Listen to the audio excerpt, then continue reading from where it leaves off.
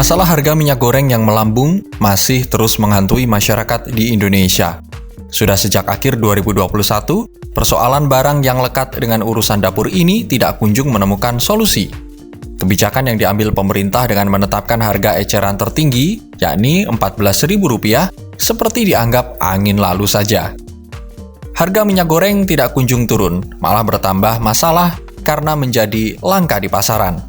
Kondisi tersebut lantas memunculkan dugaan bahwa ada permainan kartel yang membuat salah satu produk turunan dari minyak sawit ini jadi mahal bahkan lenyap di pasaran.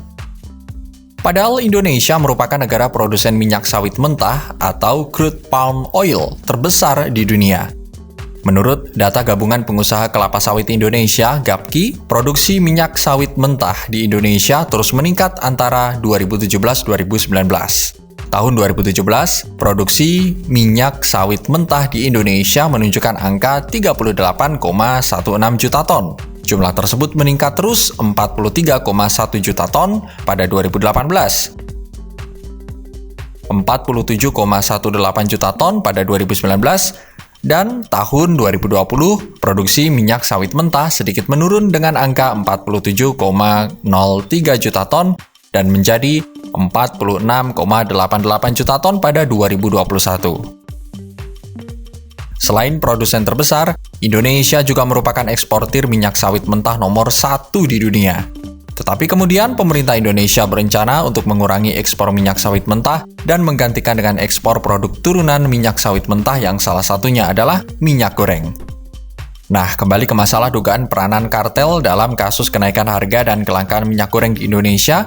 Komisi Pengawas Persaingan Usaha atau KPPU adalah pihak yang pertama berteriak bahwa diduga kartel bermain sehingga muncul gejolak soal minyak goreng seperti hari ini. Berdasarkan data concentration ratio yang dihimpun KPPU pada 2019, terlihat bahwa sekitar 40% pangsa pasar minyak goreng dikuasai oleh 4 perusahaan besar yang juga memiliki usaha perkebunan, pengolahan minyak sawit mentah, hingga beberapa produk turunan minyak sawit mentah seperti biodiesel, margarin, dan minyak goreng. Indikasi ada permainan kartel yang dilontarkan KPPU justru dibantah pemerintah Indonesia melalui Kementerian Perdagangan. Berdasarkan data dari portal Kementerian Perdagangan tentang komoditas minyak goreng tertanggal 4 Februari 2011, praktek kartel pernah terjadi dalam urusan perminyak gorengan di Indonesia. Dalam laporan setebal 84 halaman yang bisa diakses secara online ini, peran kartel dicantumkan pada halaman 41 bab 4 pasar dan distribusi domestik, pasal 4.1 struktur pasar lokal.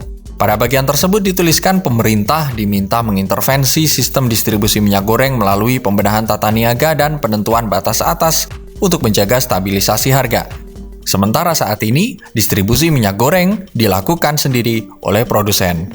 Ketua Komisi Pengawas Persaingan Usaha KPPU menjelaskan minyak goreng termasuk dalam kategori struktur pasar oligopolistik, di mana ada persaingan yang tidak sempurna. Hingga saat ini masih ditengarai adanya dugaan kartel minyak goreng, sehingga harga komoditas tersebut terus naik. Pada Mei 2010, KPPU pernah menghukum 20 produsen minyak goreng dengan mengharuskan pembayaran denda total sebesar Rp299 miliar karena terbukti membentuk kartel. Kartel dibentuk dengan tujuan mengatur harga minyak goreng. Dalam putusan KPPU tersebut disebutkan bahwa hanya PT Nagamas Palm Oil Lestari yang tidak melanggar pasal 5 Undang-Undang Nomor 5 Tahun 1999 tentang larangan praktek monopoli dan persaingan usaha tidak sehat.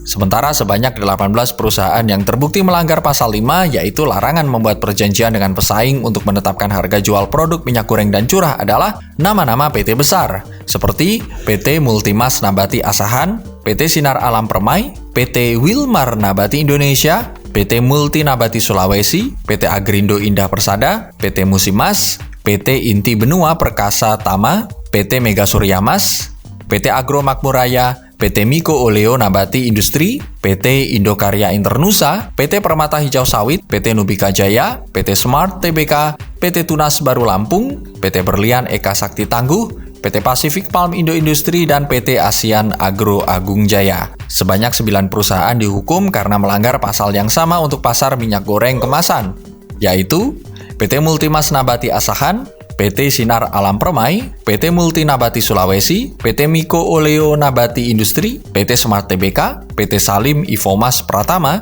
PT Bina Karya Prima, PT Tunas Baru Lampung, dan PT Asian Agro Agung Jaya. PT Salim Ivomas Utama dan PT Bina Karya Prima tidak terlibat dalam kartel minyak goreng curah. Kesembilan perusahaan tersebut terbukti melanggar Pasal 11 Undang-Undang Nomor 5 Tahun 1999 yang melarang pelaku usaha membuat perjanjian dengan pesaingnya untuk mempengaruhi harga dengan mengatur produksi maupun pemasaran barang, sehingga mengakibatkan praktek monopoli atau persaingan usaha yang tidak sehat. 20 perusahaan yang terlibat kartel minyak goreng tersebut didenda sebesar 1 miliar rupiah hingga 25 miliar rupiah. Praktek kartel ke-20 perusahaan tersebut menimbulkan kerugian bagi konsumen hingga 1,5 triliun rupiah sepanjang April hingga Desember 2008. Kemudian, kelompok 20 produsen minyak goreng tersebut membawa kasus ini ke pengadilan untuk melawan keputusan KPPU. Pengadilan Negeri Jakarta Pusat memenangkan mereka pada 24 Februari 2011 dan memutuskan agar KPPU membatalkan keputusan tentang kartel minyak goreng. Dasar KPPU menjatuhkan hukuman dipandang kurang kuat karena hanya berlandaskan bukti tidak langsung. Cara tersebut tidak bisa digunakan dalam hukum persaingan di Indonesia. KPPU mengajukan kasasi atas keputusan Pengadilan Negeri Jakarta Pusat tersebut ke Mahkamah Agung, tetapi lagi-lagi KPPU kalah setelah permohonan kasasi yang diajukan ditolak Mahkamah Agung. Jadi bagaimana kalau sekarang kembali muncul dugaan indikasi praktek kartel dalam kekisruhan minyak goreng di Indonesia? Hal itu bisa dikatakan wajar karena memang pernah terjadi 12 tahun lalu.